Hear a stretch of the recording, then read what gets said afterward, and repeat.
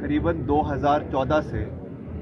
सक्रिय रूप से, उसके पहले भी, मगर 2014 से वो आईजीएमसी अस्पताल जो हिमाचल का सबसे बड़ा अस्पताल है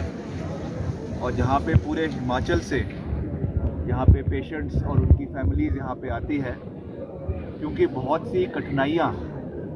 यहाँ पे पेशेंट्स को और ख़ास रूप से उनके साथ जो उनके अटेंडेंट्स आते हैं, उनकी फैमिली के लोग आते हैं, उनको जो हो रही थी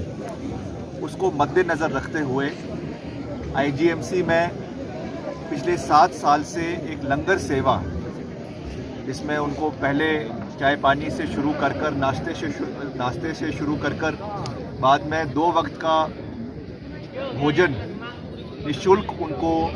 दिया जा रहा था, जो मैं समझता हूं कि एक किस्म से एक लाइफ सेवर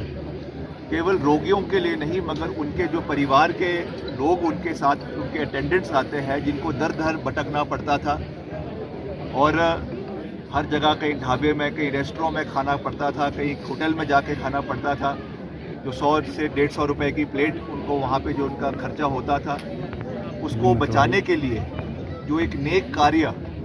करने का निर्णय एक व्यक्ति ने लिया, एक एनजीओ ने लिया, आज कहीं ना कहीं मुझे ऐसा लग रहा है, हमको ऐसा लग रहा है कि ये राजनीति की भेंट चढ़ रहा है। ये बहुत दुर्भाग्यपूर्ण है। मैं फिर से उस बात को दोहरा रहा हूँ कि हम आज किसी भी राजनीतिक मंशा से यहाँ पे नहीं आए हैं। जैसा मैंने कहा कि कुछ चीज़ें हमको समाज में, सोसाइटी में राजनीति से ऊपर उठकर, दलगत राजनीति से ऊपर उठकर सोचने और समझने की आवश्यकता है। अगर प्रशासन ने किसी के दबाव में ये कार्रवाई करी है,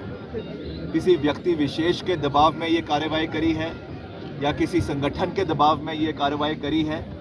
इसका जवाब तो प्रशासन दे सकता है और जो इसके माननीय मंत्री हैं स्वास्थ्य विभाग के, वो दे सकते हैं। मगर अगर वो ये कह रहे हैं कि इसमें, जैसा हमको सुनने को आया कि इसमें कुछ अनऑथराइज्ड बिजली या पानी के कनेक्शन थे, तो पहली बात तो जो वहाँ की ओनरशिप है उस पर कोई डिस्प्यूट नहीं है। वो अस्पताल की ज़मीन है, डेंटल कॉलेज की ज़मीन है और वहाँ पे ये केवल एक लंगर सेवा रोगियों को दे रहे थे। अगर इस तरीके की कोई बात होती तो इनको बुलाकर उसमें ये चीज़ सुलझाई जा सकती थी, उनसे बैठकर बात की जा सकती थी, और अगर किसी और को भी ये देना है तो उसके बारे में भी एक एमिकेबली ये बात जो है वो करवाई जा सकती थी। मगर जिस तरीके से उस पूरे अस्पताल को एक छावनी में तब्दील कर दिया गया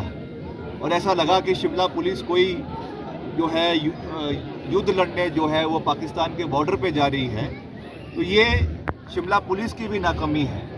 शिमला पुलिस की जो माननीय एसपी है, अभी नई एसपी आई हैं, I think she should have some kind of moral responsibility for the people of Himachal Pradesh. संवेदनशीलता नाम का शब्द जो है वो एसपी को भी समझने और सुनने की आवश्यकता है। केवल पॉलिटिकल मास्टर से जो है वो उनके आदेश लेना और उसको आंख बंद कर जो है अमली जामा करना, that is also not in the interest of the people of Himachal Pradesh. Police को भी ये चीज़ देखनी चाहिए थी कि हम क्या कर रहे हैं, क्या इसका मैसेज जो है वो प्रदेश के अंदर जाएगा, क्या मैसेज इसका जो है वो देश के अंदर जाएगा। आप सरकार और कुछ नहीं कर रही है, बट दे आर, जो और लोग अच्छा कार्य करने की कोशिश कर रहे हैं, उनके मोराल को, उनका जो इच्छा शक्ति है उसको दबाने की कोशिश कर रही है। अगर आज का जो ये मैसेज आज पूरे प्रदेश में गया है, इससे और जो ऐसे सैकड़ों लोग जो प्रदेश में और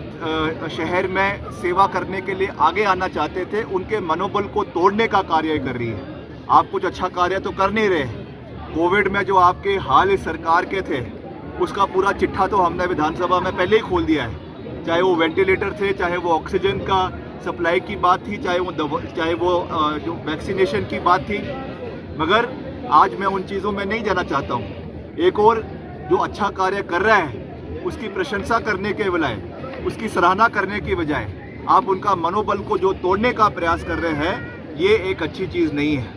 हम इसमें कोई जन आक्रोश नहीं करना चाहते हैं, इसीलिए आज हम शांतिपूर्ण तरीके से महात्मा गांधी जी के प्रतिमा के नीचे यहाँ पे बैठे हैं और अपना जो है शांति तरीके से अपना रोष व्यक्त कर रहे हैं और आने वाले समय में हम मुख्यमंत्री जी से ये निवेदन मैं करना चाहूँगा सभी लोगों के माध्यम से, सभी लोगों के उससे, कि आप इस चीज़ को फिर से इसके बारे में पुनर्विचार करें।